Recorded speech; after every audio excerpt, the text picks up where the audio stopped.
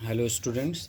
आज हम पढ़ेंगे empirical formula and molecular formula. ठीक है, तो देखिए एम्पेरिकल फार्मूला क्या होता है। एम्पेरिकल फार्मूला का मतलब वो होता है सिंपलेस्ट होल नंबर रेशियो। क्या होता है सिंपलेस्ट होल नंबर रेशियो? मतलब कोई सा भी फॉर्मूला है और उसके सिंपल फॉर्म में लिखा जाए हो रेशियो के, तो उसे क्या कहते हैं हम? Empirical formula. इसका डेफिनेशन देखते हैं। An empirical formula of a compound is the formula which gives the simplest whole number ratio atoms of various elements present in the molecule of the compound is called empirical formula। जैसे C6H12O6 है, किसी एक number से सारे number को divide कर दे। जैसे 6 से डिवाइड कर दिया तो क्या बचा? C, यहाँ 2 बचेगा H2, और ये किस रेशियो में आ गया? 1:2:1।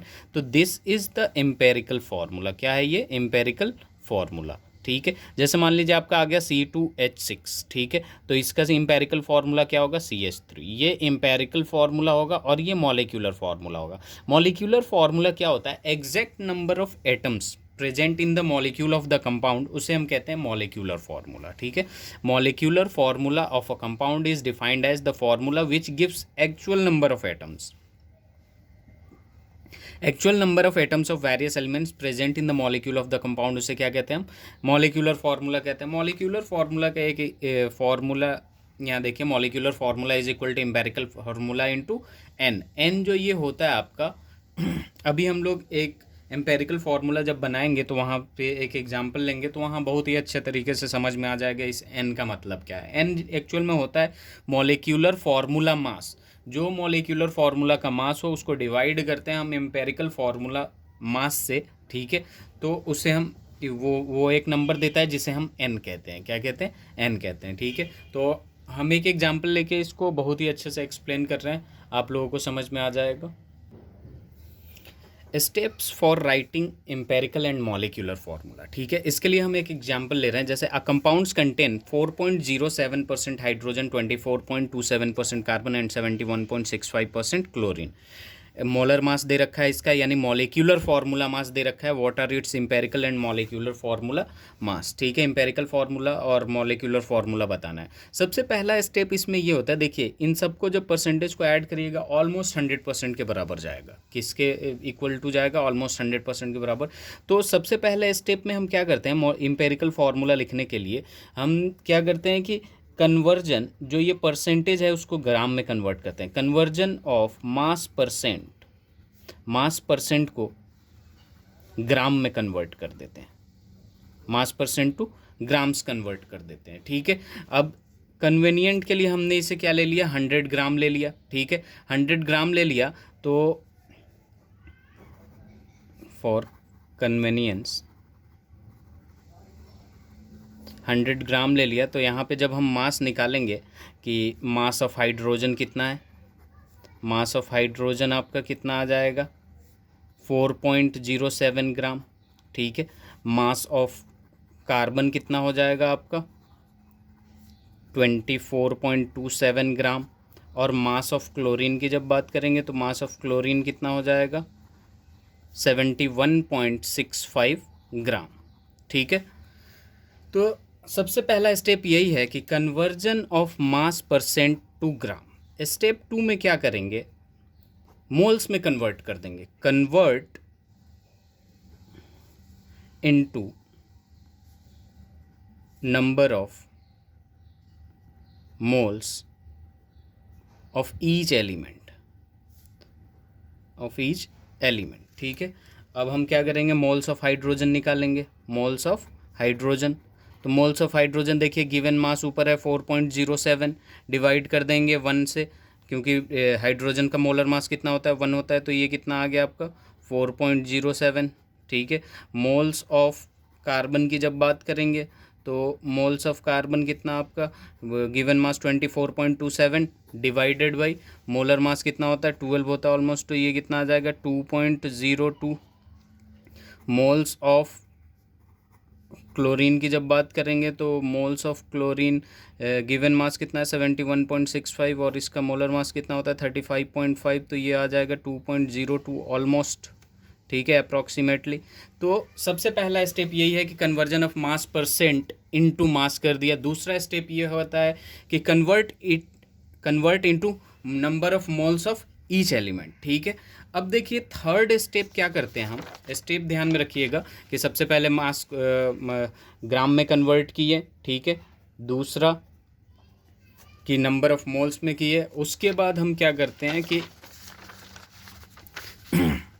उसके बाद हमारा मोल में कन्वर्ट होने के बाद जो थर्ड स्टेप आता है उसको हम डिवाइड करते हैं। देखिए कैसे, सबसे पहले मैं लिख देता हूँ divide the mole value obtained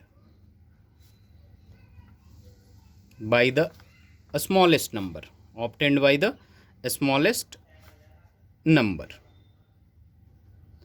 obtained by the smallest number की जब बात कर रहे हैं तो इनमें सबसे छोटा कौन है, 2.02 है, ठीक है। जब हम इसे डिवाइड करेंगे, ठीक है, तो डिवाइड करेंगे 2.01, तो ये ऑलमोस्ट कितना आएगा, 2 आएगा, ये कितना आएगा, 1 आएगा, और ये कितना आएगा, ये भी 1 आ जाएगा। यानी डिवाइड जब करेंगे तो 2:2 कितना आएगा, 2:2 1:1 आ जाएगा, ठीक है, for hydrogen, carbon and chlorine का रेशियो जो है, ठीक है। ध्यान से देखिए थर्ड स्टेप में क्या है, divide the mole value obtained by the smallest number, ठीक है। स्मॉलेस्ट नंबर इसमें कौन सा है, 2.02, सबको डिवाइड करके एक रेशियो ले लिया हमने, ठीक है। रेशियो लेते ही हम क्या करेंगे, अब स्टेप 4 पे आएंगे, ठीक है। स्टेप 4 में क्या कहता है, राइट, पहले लिख देता हूँ मैं फिर बताऊँगा, empirical formula bye mentioning the number after writing the symbols of respective elements, the symbols of respective elements। जैसे ये हो गया आपका कि कार्बन का, देखिए हाइड्रोजन के रेशियो में कितना आया, 2 आया, तो यहाँ क्या लिख देंगे, 2, ठीक है। कार्बन का 1 है तो लिखने की ज़रूरत नहीं है, 1 लिखने की ज़रूरत नहीं होती है। और क्लोरीन का Cl, यानी इसको हम ऐसे भी लिख सकते हैं CH2Cl, and this will be your empirical formula. क्या है ये, आपका एम्पेरिकल फार्मूला है, ठीक है। ध्यान रखिए ये जो रेशियो आता है ना, वही आपका क्या होता है, एम्पेरिकल फार्मूला होता है, उसी को एलिमेंट्स में लगा देते हैं जैसे ऐसे, तो ये क्या होता है, एम्पेरिकल फार्मूला होता है। अब हमारा स्टेप 5 है, और स्टेप 5 का क्या है आपका, राइटिंग मॉलिक्यूलर फार्मूला। क्या है, राइटिंग मॉलिक्यूलर फार्मूला, ठीक है। जब हम मॉलिक्यूलर फार्मूला लिखते हैं तो सबसे पहले क्या है कि इसमें क्या करते हैं, डिटरमाइन एम्पेरिकल फार्मूला मास, एम्पेरिकल फार्मूला मास, ठीक है। तो जब हम एम्पेरिकल फार्मूला मास निकालते हैं तो यहाँ पे क्या आ जाएगा, कार्बन का 12, हाइड्रोजन का 2 × 1, क्योंकि 1 होता है और 2 हाइड्रोजन प्रेजेंट है, और ये 35.5 which is almost equals to 49.5, I think 49.5 gram आ गया, ठीक है। ये ए पार्ट था कि determine the empirical formula mass, और फिर दूसरा क्या होता है, divide molar mass by empirical formula mass,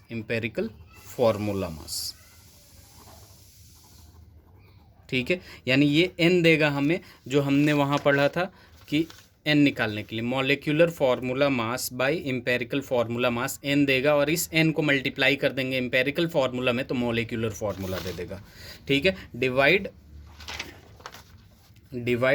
molar mass कितना दे रखा है, 98.96 दे रखा है, और एम्पेरिकल फार्मूला मास अभी हमने निकाला 49.5, यानी ये ऑलमोस्ट कितना दे देगा आपका, 2 दे देगा, ठीक है, अप्रॉक्सीमेटली 2 दे देगा। तो अब हमारा क्या करेंगे कि molecular formula is equal to empirical formula into n, और एम्पेरिकल फार्मूला CH2Cl है, इसमें 2 से जब मल्टीप्लाई करेंगे तो C2H4, और ये क्या हो जाएगा, Cl2, क्या हो जाएगा आपका ये Cl2। तो this will be your molecular formula, ठीक है। मैं दोबारा एक बार बता रहा हूँ आपको कि इसमें हुआ क्या है, ठीक है, एक क्वेश्चन दे रखा है, एक क्वेश्चन से मैं समझा रहा हूँ कि 4% का 4.07% हाइड्रोजन है, कार्बन इतना है, और ये सबसे पहला स्टेप यही है आप लोगों का कि conversion of mass percent to gram, gram में कन्वर्ट कर लेंगे। ग्राम में कन्वर्ट करते ही ये गिवन मास हो गया, तो इसका नंबर ऑफ मोल्स निकाल लेंगे। नंबर ऑफ मोल्स निकलते ही जो सबसे छोटा मोल होगा उससे सबको डिवाइड कर देंगे, किस सबको डिवाइड कर देंगे। ठीक है, सबको हमने डिवाइड कर दिया, और ये जो रेशियो लिए उसके एलिमेंट्स मल्टीप्लाई कर देंगे, तो हमारे पास क्या मिल जाएगा आपका, ये डिवाइड कर देंगे। ठीक है, ये थर्ड स्टेप था। स्टेप 4 में उसी नंबर से मल्टीप्लाई कर देंगे, ये आ गया आपका empirical formula. Writing molecular formula में एम्पेरिकल फार्मूला मास निकालो, मॉलिक्यूलर मास दे रखा है, मॉलिक्यूलर मास अपन एम्पेरिकल फार्मूला मास कर दो, जो नंबर आए उसको एम्पेरिकल फार्मूला में मल्टीप्लाई कर दो, आपका क्या आ जाएगा, मॉलिक्यूलर फार्मूला। ठीक है, स्टेप थर्ड फोर्थ में ही आपका एम्पेरिकल फार्मूला मिल जाता है। स्टेप 5 आता है जब मॉलिक्यूलर फार्मूला निकालना होता है। आई होप आप लोगों को समझ में आ गया हो। अगर कोई परेशानी हो, इसमें प्रॉब्लम हो, तो आप लोग मुझसे कमेंट में पूछ सकते हैं। Thank you so much.